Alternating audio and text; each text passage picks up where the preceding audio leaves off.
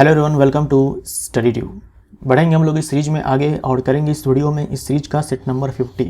इस सेट के साथ हमारे 50 सेट्स पूरे होते हैं इस सीरीज के अंदर। इस सीरीज के अंदर आने वाले हर वीडियो का PDF डाउनलोड करने के लिए आप इस टेलीग्राम चैनल से जुड़ सकते हो। ये टेलीग्राम चैनल का ID है। आप इस ID के माध्यम से टेलीग्राम चैनल को ज्वाइन कर लो, या फिर ये QR कोड है, इस QR कोड की मदद से टेलीग्राम चैनल को ज्वाइन कर लो अगर आप PDF को डाउनलोड करना चाहते हो तो। अब बढ़ते हैं वीडियो में आगे और करते हैं प्रश्नों को। सेट नंबर 50 का पहला प्रश्न है, निम्न में से किस प्रकार के उपकला उत्तक यानी कि एपिथेलियल टिश्यू फेफड़ों की कोशिकाओं के अस्तर का निर्माण करते हैं? कोशिका यानी कि एल्वेलाई, जहां पर गैसों का आदान प्रदान होता है, गुब्बारे जैसी इसकी संरचना होती है फेफड़ों के अंदर। ठीक है, तो सवाल में ये कह रहा है कि ये जो लाइनिंग होती है यहाँ पर कोशिकाओं की, ये जो कोशिका है कौन से उत्तक की कोशिका है? एक ही परत की कोशिका होती है। कौन से उत्तक की ये कोशिका है? ये जो उत्तक है इसे बोलते हैं सिंपल स्क्वामस एपिथेलियल टिश्यू, या फिर सिंपली बोल सकते हो सिंपल स्क्वामस एपिथेलियम। हिंदी में बोलते हैं सरल शल्की उपकला उत्तक। डी हमारा आंसर हो जाएगा। जैसे ये ब्लड है, इस ब्लड से कार्बन डाइऑक्साइड इसके अंदर चली जाती है और ऑक्सीजन जो है इस ब्लड में चली जाती है, तो गैसों का आदान प्रदान यहीं पर होता है। ये हमारे लंग्स में प्रेजेंट जो है ये कोशिकाएं जो है होती है। एल्वेलाई हम बोलते हैं इंग्लिश में, एल्वेलाई प्लूरल वर्ड है, एल्वेलस सिंगुलर वर्ड है। तो गैसों का आदान प्रदान जो है यहीं पर होता है। जहां भी चीज़ों का जो है आदान प्रदान होगा वहां पर यही उत्तक उपस्थित होता है, क्योंकि ये जो उत्तक है सरल शल्की उपकला उत्तक ये काफ़ी पतली होती है। कोशिकाओं की बस एक परत होती है ताकि चीज़ों का आसानी से आना जाना हो सके। तो जहां पदार्थों का संवहन वर्णात्मक पारगम्य झिल्ली द्वारा होता है वहां पर चपटी एपिथेलियमी उत्तक कोशिकाएं होती है। चपटी होती है, बहुत ही पतली होती है। इनको सरल शल्की एपिथेलियम कहते हैं, यानी कि सरल शल्की उपकला उत्तक कहते हैं। जैसे रक्त नलिका और कोशिकाओं का अस्तर का निर्माण यही उत्तक करता है। जैसे यहाँ देखो, ये जो ब्लड कैपिलरी है, अब ब्लड कैपिलरी से भी तो ऑक्सीजन को, कार्बन डाइऑक्साइड को निकलना है, तो यहाँ पर भी इसी उत्तक की कोशिकाएं होती है। दोनों साइड से इसी उत्तक की कोशिकाएं होती हैं, क्योंकि यहाँ से कार्बन डाइऑक्साइड को बाहर निकलना है, ऑक्सीजन को अंदर आना है, फिर कोशिकाएं होती है, कोशिका में ऑक्सीजन को अंदर आना है, कोशिका से फिर कार्बन डाइऑक्साइड को इस ब्लड कैपिलरी में आना है। तो यहाँ भी क्या होता है कि गैसों का आदान प्रदान होता है, तो इसीलिए रक्त नलिका में भी इसी उत्तक की कोशिकाएं होती है, और यहाँ एल्वेलाई में भी इसी उत्तक की कोशिकाएं होती हैं। नाम याद रखिएगा, सरल शल्की एपिथेलियम बोल दो या फिर बोल दो सिंपल स्क्वामस एपिथेलियम। निम्न में से कौन सा रक्त प्लाज्मा के समरूप होता है लेकिन यह रंगहीन होता है और इसमें कम प्रोटीन होता है? तो रक्त प्लाज्मा के जैसे ही यह द्रव होता है, इसे हम लोग लसिका बोलते हैं। तो डी हमारा आंसर हो जाएगा। लिम्फ बोलते हैं इसे इंग्लिश में, लिम्फ बोलते हैं। इसका एक और नाम है टिश्यू फ्लूइड, द्रव उत्तक द्रव, उत्तक द्रव भी बोलते हैं। मनुष्य में लक्षणों के वंशागति के नियम नीचे वर्णित कुछ तथ्यों से संबंधित होते हैं। इन तथ्यों में से एक के अलावा अन्य सभी सही है, गलत विकल्प का चयन कीजिए। मनुष्यों में जो लक्षण जो है एक जनरेशन से दूसरे जनरेशन में जो जाते हैं उनसे रिलेटेड जो है यहाँ पर 4 विकल्प दिए गए हैं। आपको बताना है कि गलत कौन सा है। चारों को पढ़िए, गलत यहाँ पर सी हो जाएगा। प्रत्येक लक्षण के लिए प्रत्येक बच्चे में एक ही संस्करण होना चाहिए, ये गलत हो जाएगा। देखिए, प्रत्येक लक्षण के लिए एक जीन होता है, हर लक्षण को कंट्रोल करने के लिए एक जीन होता है, और एक जीन के 2 एलील होते हैं। एक जीन के 2 एलील होते हैं। इसको आप ऐसे समझिए, जैसे हम लोग मटर के प्लांट में पढ़ते हैं कि लंबाई जो है अपने आप में एक लक्षण है। इसको कंट्रोल करने के लिए एक जीन होता है और जिसके 2 एलील होते हैं, जो हम लोग पढ़ते हैं कैपिटल टी स्मॉल टी। देखो, कैपिटल टी स्मॉल टी ये दोनों एलील हैं, एक ही जीन के एलील हैं। एक ही जीन क्यों बोल रहा हूँ? क्योंकि ये दोनों क्या करते हैं, लंबाई को ही तो कंट्रोल करते हैं ना। एक लंबा बनाना चाहता है, दूसरा बौना बनाना चाहता है। तो लंबाई को कंट्रोल करने वाला एक जीन जिसके 2 फॉर्म्स होते हैं, कैपिटल टी स्मॉल टी, इसी को एलील बोलते हैं। तो प्रत्येक लक्षण के लिए एक जीन तो होगा, लेकिन उसके 2 संस्करण होंगे, 2 फॉर्म्स होंगे। तो यहाँ एलील ना लिख करके यहाँ पर संस्करण दे रखा है। ऐसा हो सकता है कि कुछ जीन होते हैं जिनके एक से ज़्यादा एलील होते हैं, 2 से ज़्यादा एलील होते हैं, जैसे ब्लड के केस में 3 एलील्स होते हैं। जो जीन ब्लड को कंट्रोल करता है उसके 3 एलील्स होते हैं, तो इसे हम लोग मल्टीपल एलील्स बोलते हैं। लेकिन जनरली हम लोग 2 ही एलील बोलते हैं कि प्रत्येक लक्षण को एक जीन कंट्रोल करता है जिसके 2 फॉर्म्स होते हैं, 2 एलील होते हैं। लेकिन यहाँ लिखा है प्रत्येक बच्चे में एक ही संस्करण होना चाहिए, तो ऐसा नहीं होगा। एलील दोनों होंगे, एक्सप्रेस कोई एक करेगा। जीन डीएनए का वो टुकड़ा है जो किसी विशेष प्रोटीन की जानकारी देता है। ये बात आप जानते हो। जीन शब्द जो है जॉनसन ने दिया था और मेंडल ने जीन को कारक कहा था।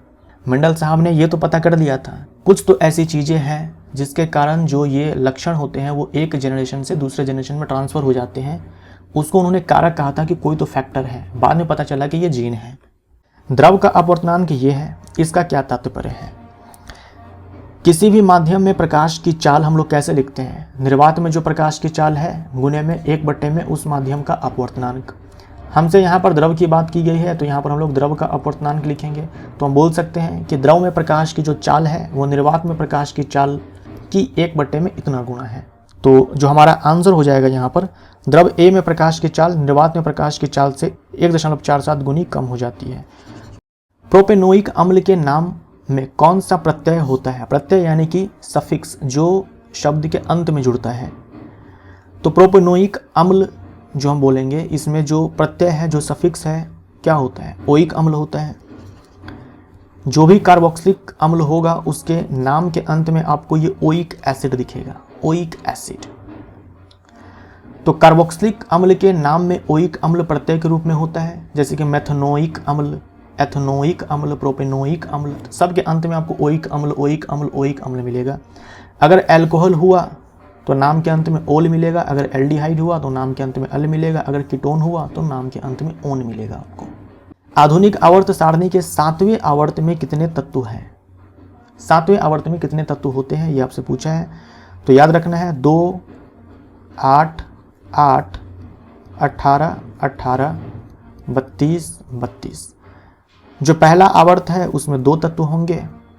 दूसरे और तीसरे में 8-8 तत्व होंगे। चौथे और पांचवें में 18-18 तत्व होंगे और छठे और सातवें में 32-32 तत्व होंगे। ये पहला आवर्त में, ये सेकंड और ये थर्ड आवर्त में। तो ये आपको याद रखना है 2, 8, 8, 18, 18, 32, 32। तो 32 हमारा आंसर हो जाएगा। सबसे छोटा जो आवर्त है वो ये है आवर्त 1, और सबसे लंबा जो आवर्त है इसमें हम बोलते हैं छठा आवर्त और 7वें आवर्त को।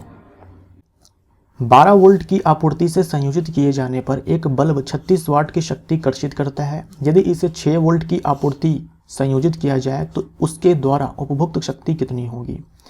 देखो 12 वोल्ट, जब V1 हमारा 12 वोल्ट था तब P1 था 36 वाट। बोल रखा है कि जब V2 जो है 6 वोल्ट हो जाएगा तो P2 बताओ कितना हो जाएगा। तो ये रिलेशन आप जानते हो, P = V² divided by R। यहाँ से हम लिखेंगे क्योंकि ये तो कांस्टेंट हो जाएगा सेम डिवाइस के लिए, एक सेम बल्ब के लिए।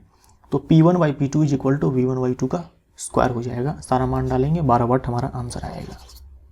यदि आपतित किरण डैश तो परावर्तित किरण मुख्य फोकस से होकर गुजरेगी, क्या हो जाएगा?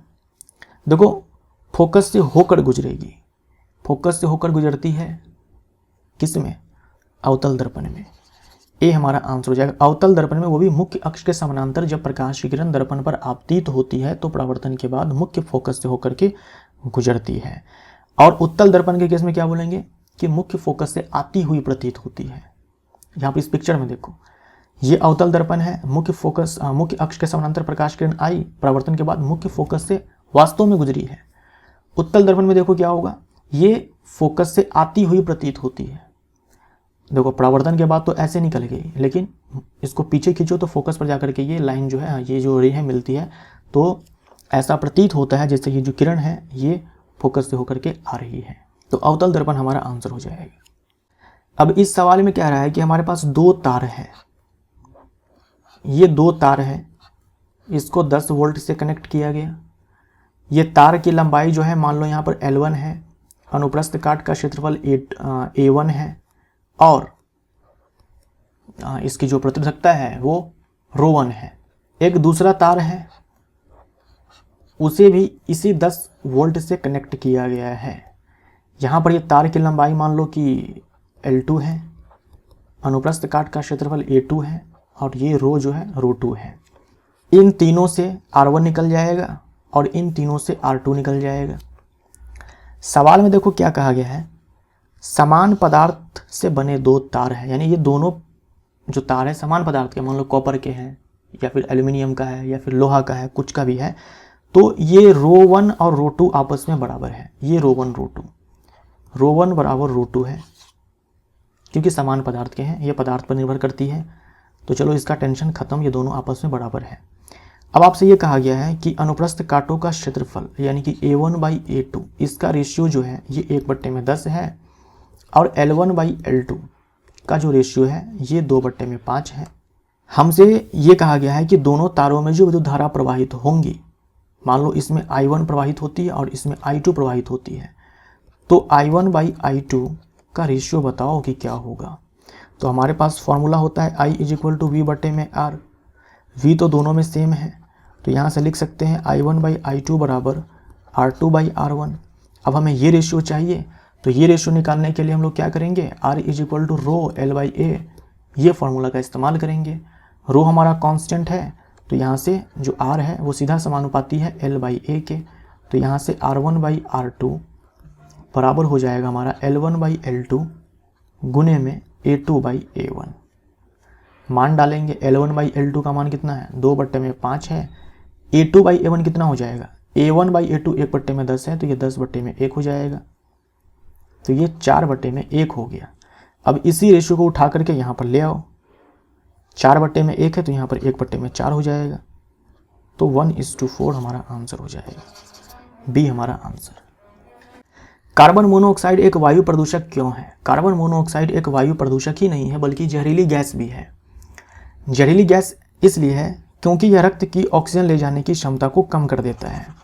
अब देखो, जो ये ऑक्सीजन है आप जानते हो कि ये ट्रांसपोर्ट होता है हीमोग्लोबिन के द्वारा। आरबीसी में हीमोग्लोबिन है, आरबीसी में हीमोग्लोबिन है और हीमोग्लोबिन के साथ बाइंड करके ये ऑक्सीजन का ट्रांसपोर्टेशन होता है हमारे बॉडी के अंदर। कोशिकाओं के अंदर जो है जो ऑक्सीजन पहुंचती है वो ऐसे पहुंचती है, हीमोग्लोबिन प्लस O2 के फॉर्म में। कोशिकाओं में जाने से पहले ये हीमोग्लोबिन जो है ये अलग हो जाएगा, ऑक्सीजन जो है कोशिका के अंदर पहुंच जाएगी।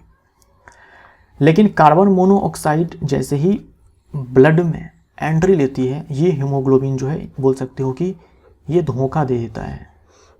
इसको आप ऐसे समझ लीजिए कि आपके पास बाइक थी, बाइक पर पहले आप दोस्तों को घुमाते थे, लेकिन जब आपके लाइफ में एंट्री मारती है आपकी गर्लफ्रेंड, तो दोस्तों को साइड करके आप अपनी गर्लफ्रेंड को घुमाते हैं, क्योंकि गर्लफ्रेंड के प्रति आपका प्यार ज़्यादा है दोस्तों की तुलना में।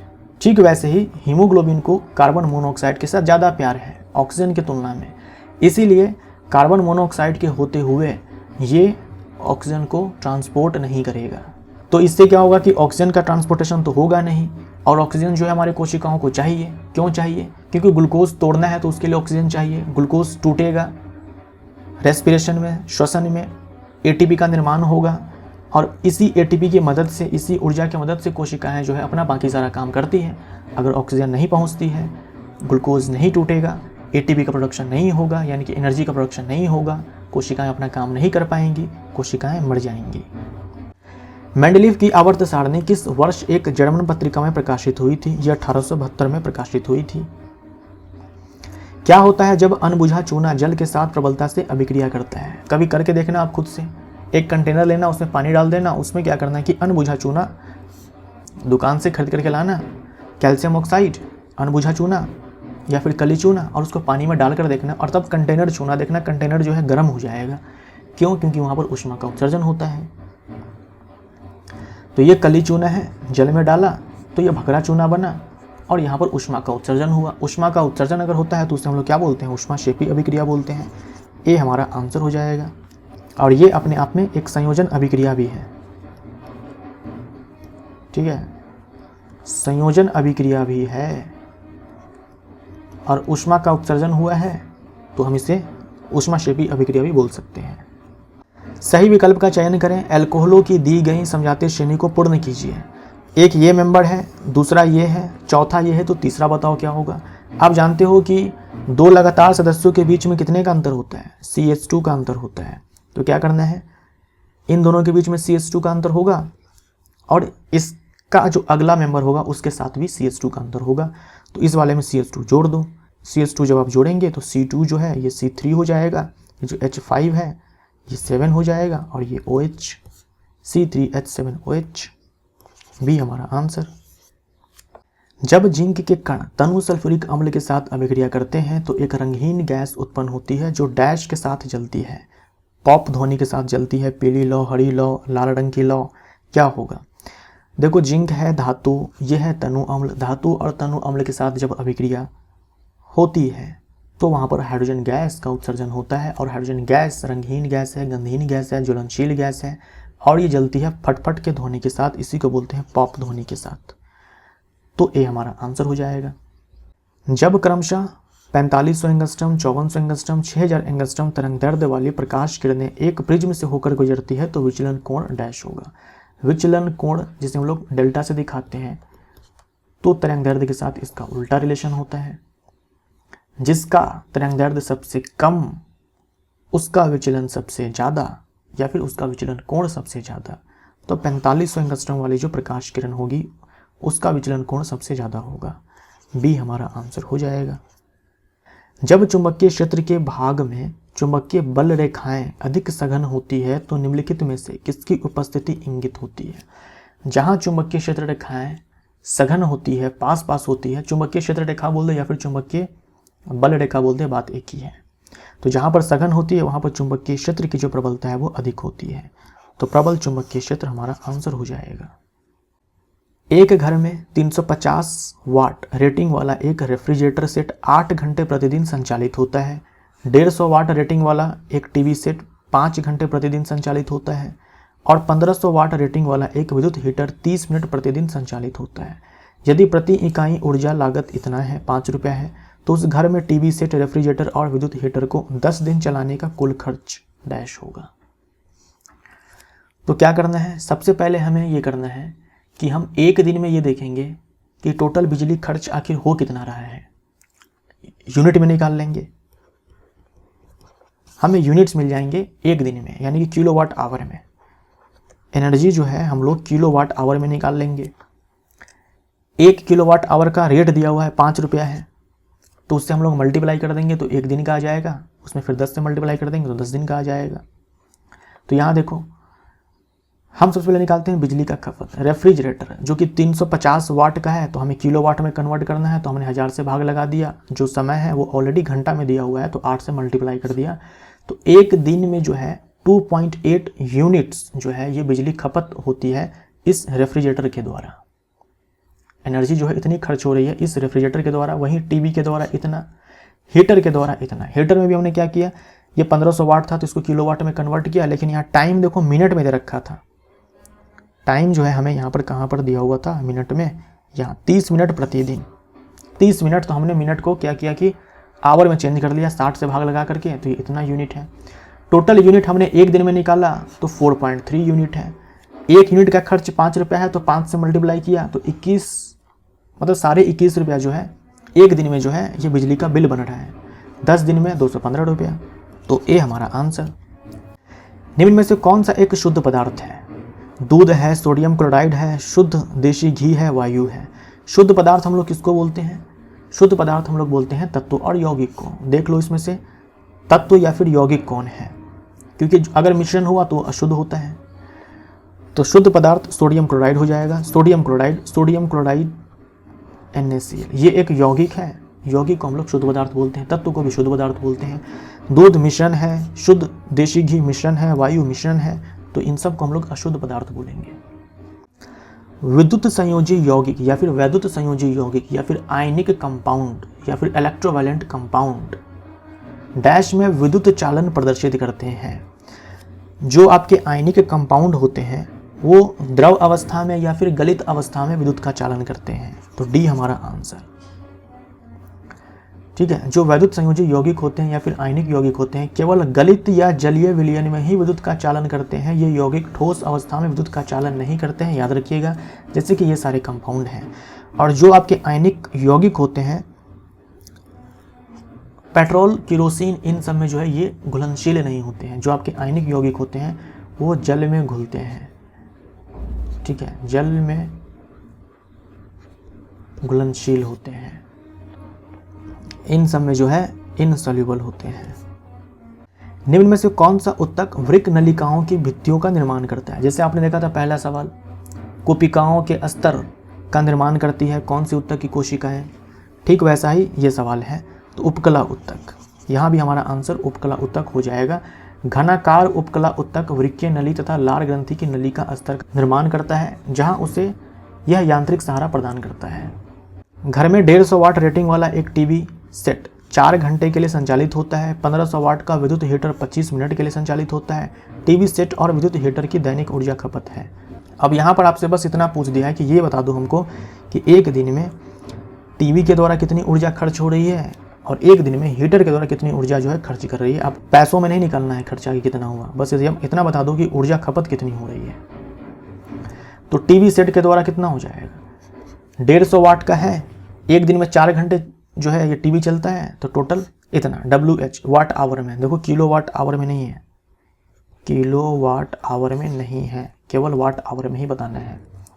हीटर की बात करें तो 1500 वाट का है, मिनट में टाइम दिया हुआ है, इसको घंटा में हमने चेंज कर लिया तो 625 वाट आवर, तो 600 और 625 वाट आवर, ये हमारा आंसर। इनमें से कौन सा एल्कीनो की समजातीय श्रेणी से संबंधित है? एल्कीनो की समजातीय श्रेणी से संबंधित है। देखो ये C10H22 है, यानी कि CnH2n+2 फॉर्मूले पर है ये तो एल्केन है, ये आंसर नहीं होगा। ये एल्कीन है, ये हमारा आंसर हो जाएगा। ये भी एल्केन है, CnH2n+2 पर है। ये जो है CnH2n पर है और ये जो है CnH2n-2 पर है। 10 दूना 20 -2 18। तो ये एल्केन है, ये भी नहीं होगा, और ये एल्काइन है, ये भी नहीं होगा। बी हमारा आंसर। सबके सामान्य सूत्र देखो यहाँ पर मैंने लिखे हुए हैं, याद कर लेना। यदि ओजोन की परत पतली हो जाए तो उसका क्या प्रभाव पड़ेगा? सबसे ज़्यादा स्किन कैंसर का खतरा होता है ओजोन परत में छेद होने से, ठीक है। स्किन कैंसर, सॉरी कहाँ है, त्वचा कैंसर के मामले बढ़ेंगे। बी हमारा आंसर, बी हमारा आंसर हो जाएगा। जो यूवी रेज होती है ये स्किन कैंसर करती है और इसी को रोकने का काम ये ओजोन परत करता है। एक विद्युत परिपथ में जिसमें 5 लैंप श्रेणी क्रम में संयोजित हैं, यदि शक्ति, वोल्टेज, धारा और प्रतिरोध को क्रमशः PVI और R द्वारा दर्शाया जाता है तो निम्न में से कौन सा संबंध सत्य है? 5 लैंप है, श्रेणी क्रम में है, तो देखिए श्रेणी क्रम में है तो विद्युत धारा समान होती है। जो भी डिवाइस होते हैं सारे में विद्युत धारा जो है समान ही बहती है। तब हम पावर निकालते हैं P = I² R करके। अगर मान लो समानांतर क्रम में होता तो हम ये फॉर्मूला का इस्तेमाल करते हैं। तो कौन सा संबंध सत्य है? यहाँ पर ए हमारा आंसर हो जाएगा। ये जो है ये सीरीज के लिए है और ये जो है पैरेलल के लिए है। निम्न में से कौन सा तत्व आधुनिक आवर्त सारणी के समूह 11 से संबंधित है? समूह संख्या 11, इसमें है क्यों आगे आऊं, क्यों आगे आऊं, कॉपर, सिल्वर, गोल्ड। और समूह संख्या 12, इनमें है zinc, cadmium, mercury. Zinc, cadmium, mercury D block के धातु हैं, सब के सब संक्रमण धातु हैं। आंसर हमारा मरकरी हो जाएगा। सेट नंबर 50 हमारा यहाँ पर समाप्त होता है। Thank you so much.